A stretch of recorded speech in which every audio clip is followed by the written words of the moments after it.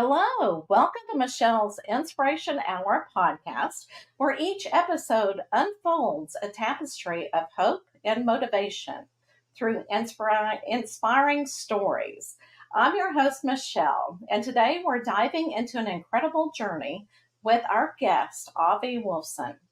The essence of a true gift lies in sparking a fire within someone's life. Confidence and success, like a contagion, spreads through us, igniting transformative ripples. Avi, a licensed realtor, professional salesperson, best-selling author, and axe-throwing champ, embodies these ethics. His journey, marked by football, frisbee, and Rubik's cubes, reveals a profound evolution. Yet Avi's story wasn't always one of triumph. Struggling with self worth, he battled bipolar type 1 and major depressive disorder. His life contained anxiety and social pressures. He found solace in the military only to confront rock bottom. A phoenix of resilience, Avi's rejection fueled metamorphosis, birth purpose. From writing to life coaching and dynamic speaking, he empowers people in business life and mental health. Join us as we uncover the champion within and let Avi's journey light your pathway to empowerment. So I am going to bring him on to hear about his inspirational story. How are you doing? Doing fantastic, Michelle. Thank you so much for that wonderful introduction. Such an honor to be here and to be able to speak with you. Oh, absolutely. Well, and I for you as well. So I am really excited about this conversation that we're about to have and your inspirational story. And where I always love to begin with our guest is where it all started. And Well, the older you are, it's like, okay, that's way years beyond what I want to talk about. But since you're a little bit younger, it won't be as long. So let's start when you were a child. Okay. Now I know that you were diagnosed with bipolar depressive disorder when you were a young adult. Mhm. So, but did you have a lot of difficulties growing up? Did you have a lot of these symptoms and a lot of problems in school? Can you kind of explain what you had to go through? Bless your heart. Thank you so much, Michelle. Yeah, and to your point, it starts all at childhood. And we think that oftentimes that we leave that part of us, but really that inner child is something that comes with us, whether we realize it or not. It is a part of us, it is an aspect of us, even when we become adults. And it's important to recognize that and how that inner child manifests itself in different ways, oftentimes through masks, which I'd like to talk a little bit more about too at some point. But yeah, it started in the childhood, and the childhood is so important because that is the pillars of who we are, right? That is where it all begins, and that is where we discover ourselves and better understand ourselves, and it kind of paves our path for the rest of our life. So it's an extremely important time, and it does largely dictate the people that we become as adults, right? And so for me, in my experience, I just didn't know what was wrong, right? Like I knew something felt very, very off, but I didn't know how to cope with that, right? Because Mhm. I couldn't label it. I couldn't put a name to it. And bipolar disorder, it can vary in how it looks, but in my case, it was this like extreme abundance of energy, and that can be very difficult to contain. And through my life, I've learned how to siphon that energy into productive and positive things.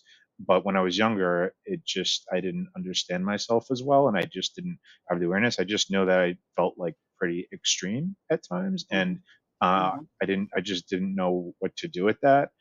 So I kind of just internalized that and blamed myself for not feeling okay and not having a source or a valve or anything to work through that.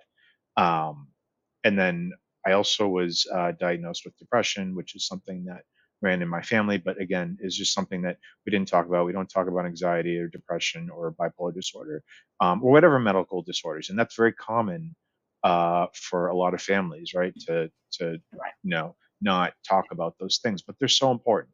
And it's so important to recognize them. And I wish I had gotten help earlier in my life, Mhm. but I didn't. But with that said, we all have adversities we need to work through, and that doesn't Oh mean that yeah. we can't overcome them. Like, yes, those were challenges, but they've made me a stronger person and understand myself better, and have put me in a better position to give Hmm. inspiration and support to others, so that they don't have to go through what go through, or what anybody who has to go through um, medical diagnosis, or uh, whatever hardship that may be or look like.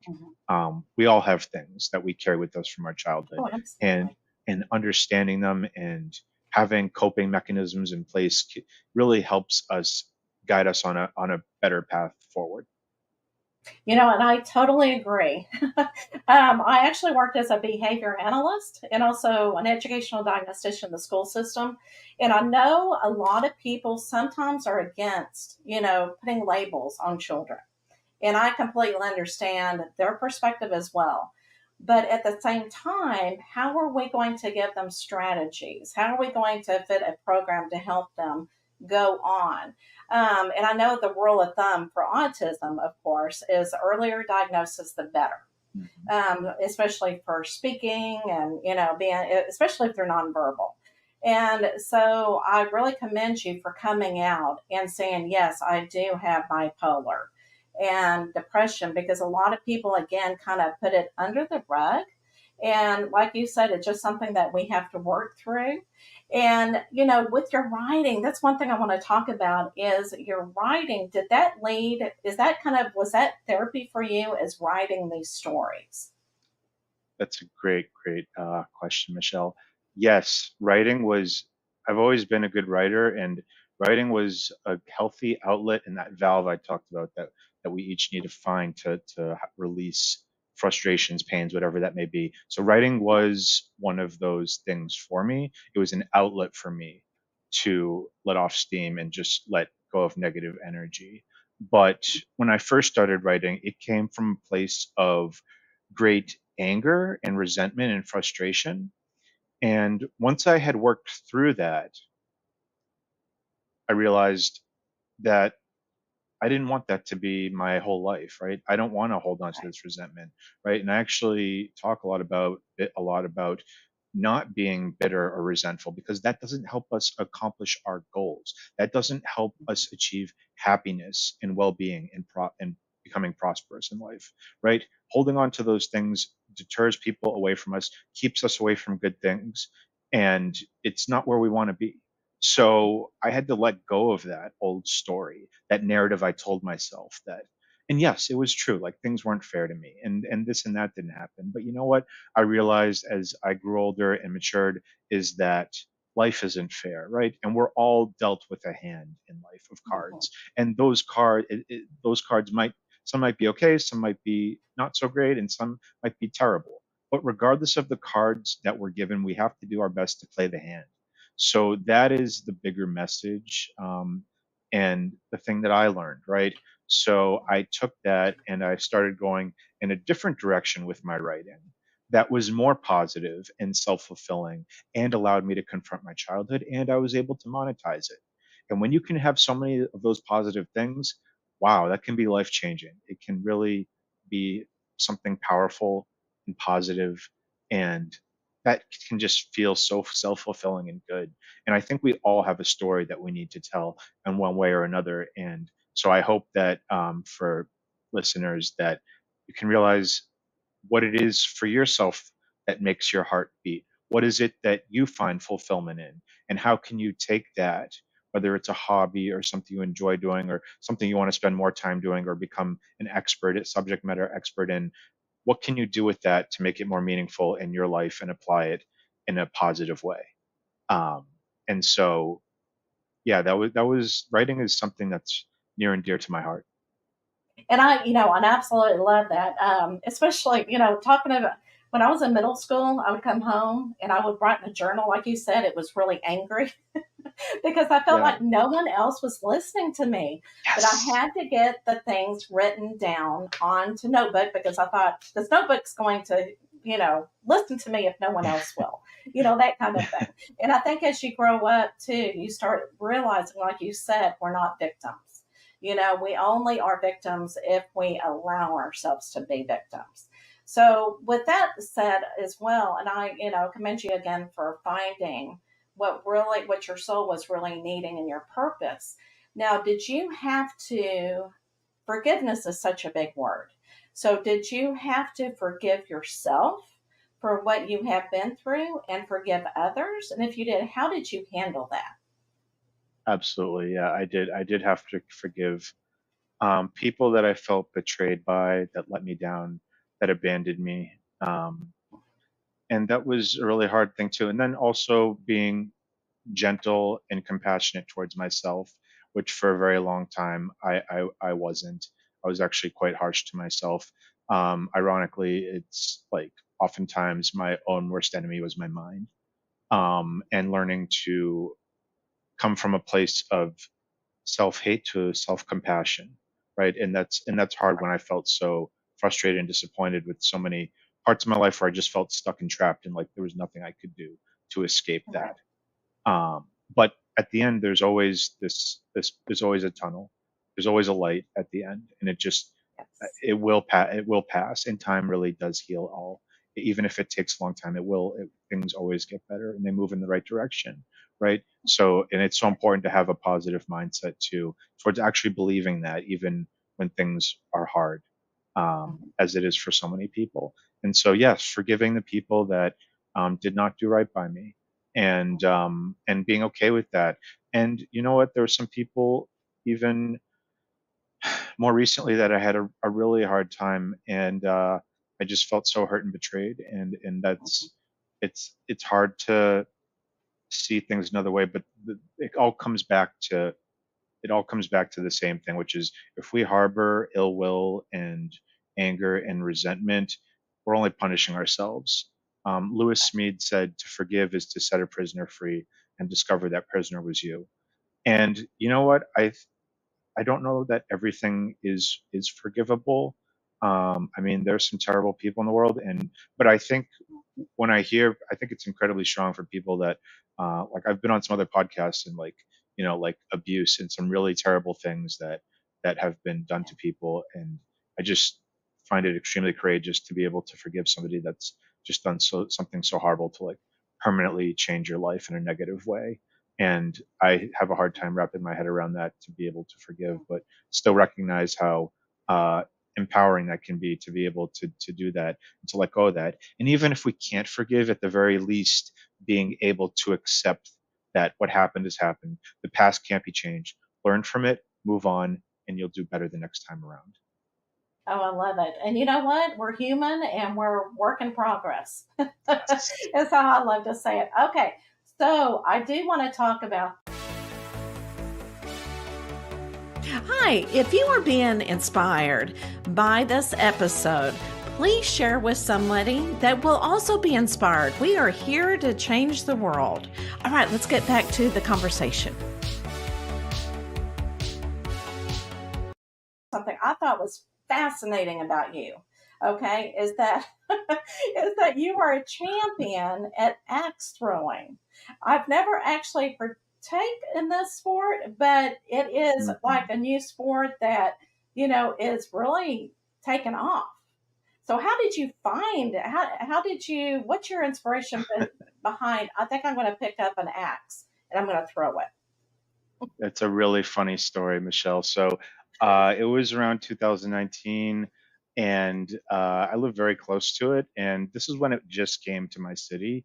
And in the house I was living at, somebody came in from an Airbnb in a room that was in the house, and she was a professor that came in from Germany, and she was going out and about, and she said, "Hey, I saw some people throwing axes in a warehouse.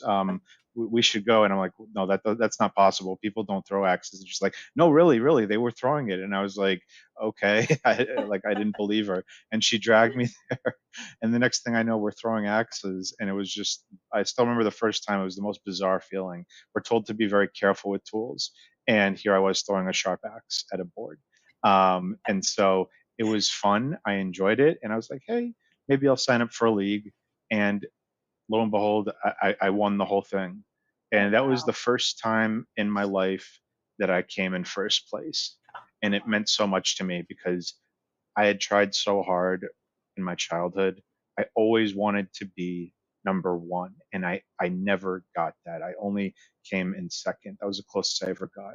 But that was like a huge moment of pride and joy for me because I reached a point that made me realize that I was capable of things that I didn't think I was. Congratulations. And that's what it takes. You know what? You had the courage to actually go, well, what the heck? I think I'll do it and try it. Well, congratulations. And besides being Thank a you. great writer, you know, you've got to find those extra. Well, and another thing that I was really impressed by was the Rubik's Cube. My husband can Yeah. do it, but I'm like, I'm not a mathematical person, so I could never. What's your time? And did you ever time yourself? Yeah, so the fastest I've done it has been about right around 10 minutes. So like I can't speed cube or do that. But my Oh, that's goal was to I wanted to be able to solve it and I wanted to be able to solve it without using any instructions or guidance. And I did accomplish that goal, which I'm very proud of, even though it takes me like 10 minutes. hey, But like the process is it's really phenomenal. Only about 5.8% of the population knows how to solve the Rubik's cube, and I learned it, and I did it. And this is the way I did it: is I learned from somebody who explained it in a video, because I had watched a lot of different ways of explaining it, but this all comes back to how important it is. If knowledge is power, then learning is a superpower. And if we that's right. don't have an optimal way of learning, then it's not going to be effective. So learning is even more important than the knowledge itself because it's how we learn and to understand that each and every person learns differently. And I had found it in a way that made so much sense to me and I was able to learn myself and then from there I created my own mnemonic to memorize the steps Oh, wow. to be able to figure it out, which is very cool. It's a very interesting and intriguing process. And I was very proud when I was able to do it on Well, my I would own. be very proud too because I stopped trying after a while. I said, no, this is not for me. Well, maybe I can teach you. I'm just impressed. I'm impressed. Well, and speaking of Okay. which, too, is you found not only the writing has been really good for you, but now you speak, and not everybody can speak, especially public speaking. I think they say that's like the number one fear. Oh yeah, people are more afraid of speaking than being in a funeral home in the casket, not living anymore. Yes, yes, and I So and I it's believe. it's So, the how num- did you start speaking? I mean, did you decide, well, I'll take the next step from writing to go ahead and speak the word, or how did you start y- this? in life we all have something that makes our heart beat. And what I learned is that I we all have natural talent and skills at things, but they are dormant. We don't know what they are until we uh, exercise ourselves in finding what it is that we are good at, right? And for me, this is one of those things that words just come to me, and I'm a good presenter. I don't know why, but I just am, and it's something that is like embedded in my DNA. Like when I speak, I inspire people, and I don't have to like I have that creativity, and I noticed that people noticed that in me even though I didn't really think about it. And then after hearing it so many times, Avi, wow, when you speak, you really inspire. Like, and they say it and they mean it. And these are people I am not even friends with or close Oh, with. right. When you have people telling you you're good at something, believe it. Don't be humble. Don't be modest. Go for it. Really do it. Uh, and that's what happened. It was 2 years ago when one of my colleagues I told her about my dream, which was to be a speaker, but I, I never had the courage to really make that leap of faith. And she told me I could do it, and that was like the push that I really needed. She gave me that push, and I signed up, and I got into a speaking community. I took the course, I learned it, the art of speaking, and now I'm doing it. And I'm literally living out my dream of what it is that I've always wanted to do and it's been incredibly rewarding experience and so fulfilling. And I just am so happy to have the opportunity to help other people in the ways that I wish I had helped as a kid. Well, and you know what? The third thought occurred to me is, as a child, you felt like you weren't listened to, and now people are listening to you. You're able Yes, to it all express yourself. it's taken a long time, but it's worth the wait, and you never know how close you are to reaching it. I can't tell you how many times, like that, this was by no means a smooth journey. How many times I took one step back, two steps forward. Like it's a lot. You have to put yourself out there. You have to be comfortable and let go of the notion that people are gonna either really like what you have to say or they're not, and you have to be okay with both. And I fully accepted that, Mhm. and understanding that and being okay with that and putting myself out there. And I've said this before, which is there's nothing glorifying about saying, "Hey, look at me. I've got a bipolar disorder and a major depressive disorder. Look how awesome I am." It's not about that. It's I'm doing it for myself, but also more importantly for other people that do have medical conditions that have suppressed it and have hid it within themselves because they're afraid of being judged or being told that they're crazy or whatever social stigma is associated with that. And that's one of the big reasons why I speak, is because I want to give a voice to the people that feel like they don't have one or they're too afraid to speak up. That's really why I speak, and that's given me the courage to come out and and that's exactly how my coaches described it. Uh, we all, or a lot of us, depending on what it is, we have to come out with what we are dealing with, what we're facing, and really confront it. For me, that's bipolar disorder because I know, and for so long, I mean, I didn't tell people about this. I don't even talk about it with my friends really. It's just something that doesn't come up, right? Because it's not a very positive topic, right? It's not like exciting or it's it's it's medical. It's like it's something you talk to your doctor about, not really the general public. But as a speaker, like that is my purpose. I do talk about it, and I'm not ashamed about it. And I'm actually quite honored that I get to give a voice to the people that have the same condition as me or are struggling with something similar, or people that didn't get the support they need and are no longer with us. I want to make sure that they count and that I honor their lives and the lives of others, who are going through something similar. I love it. I love it. And like you said, a lot of people, feel ashamed, and they should not feel ashamed because that is a part of who they are. And Yes. I think you're bringing really a lot of great, light to where everybody needs to be looking with a mental illness. And like you said, it is physical, it is mental, it's everything, and you should not be ashamed. Okay, so I love this. How to be a champion. And this is free. Is that right? Free on your website. Yes, 100% free. This is a workbook that I give away as a freebie when I do speaking events. It's totally free, complimentary. And this is the framework that I created to make other people champions, right? Because Right. there's a difference between a champion and a true champion, which is one that doesn't only win for themselves, but also goes out of their way to set themselves on the righteous path of helping other people become champions like themselves.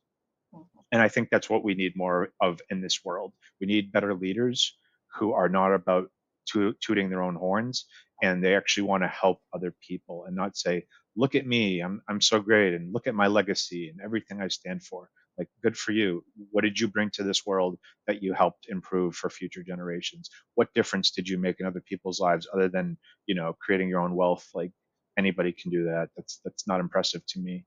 Bob Marley said, "The greatness of a man is not in how much wealth he acquires, but in his integrity and his ability to affect those around him positively."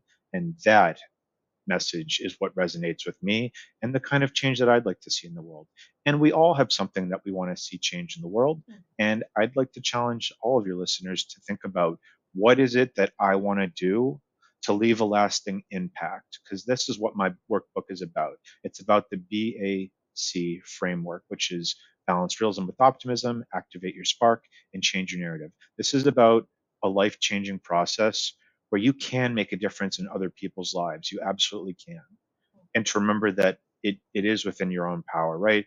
Parents can only give good advice or put children on the right paths, but the final forming of a person's character lies in our own hands. And that was said by Anne Frank. And wow, such a good testament to who we are as people and our accountability and responsibility as individuals to get out there and to make a positive mark on the world. Love it. Love it. All right. Well, is there anything else that we did not talk about that you want to make sure that is on this episode? Uh, if I could impart some words of wisdom, Absolutely. Love that. okay, Everybody needs wise words. yes.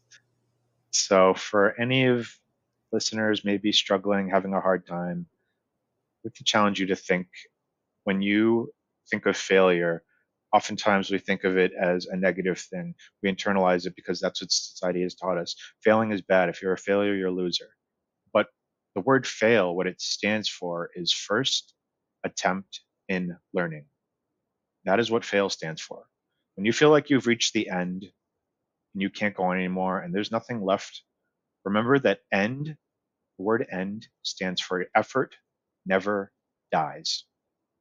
And no matter how many times you're told no, remember when you're being told no, it stands for next opportunity.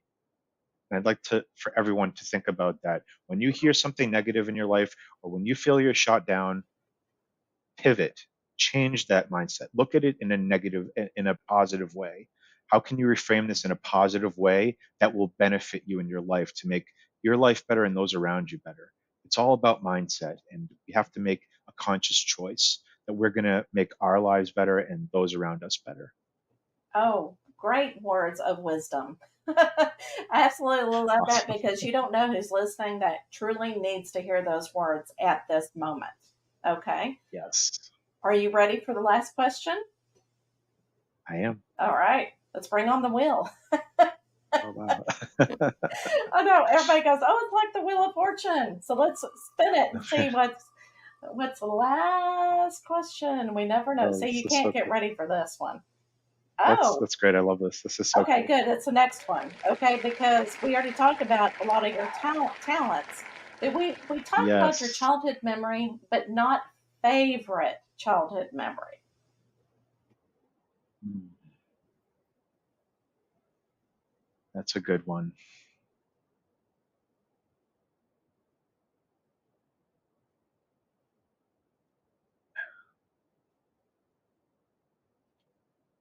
My favorite childhood memory, I would have to say, you know, I can really remember really far back. And I remember when I was just 3 or 4 years old, I was so happy and I was so free and nothing was imparted on me. There was no pressure. There was nothing that was expected of me. And I just remember that as being like the best part of my childhood when I had no expectations, when I just could be me and there were no expectations and my parents loved me. I remember that time. That was a special time to me. And I was very, very young, but um, I think about that sometimes. Oh, I would that's have to say awesome. that was yeah, I remember that time in my life and it was important to me. Oh, I love it. Absolutely. And you're right. I mean, that is the age where we can have those child eyes and just be in the moment and be present. So, and show our Yes. authentic self. Well, Avi, where can everybody reach you? What's your favorite form of communication? My favorite form of communication is through LinkedIn. So if you look up my name, Avi Wolfson, I'll pop right up. Always happy to connect. I love connecting with people, love having conversations. If there's an opportunity for collaboration or you just want to pick my brain or you want to talk about something, please reach out to me. I love connecting and communicating with people. And I'm always about the win-win and how we can help each other, and or just connect or just have a chat or whatever it may be. That's where I do most of my communication from, is LinkedIn. Oh, that's awesome. All right. Well, you heard it here, everybody. And just like Avi was saying, that take one day at a time. And, you don't know what each day is going to bring. And whatever you're going through, it's not the last opportunity. You have many opportunities ahead of you. So if you were going to say one word, Avi, to say goodbye to everybody, what one word would it be?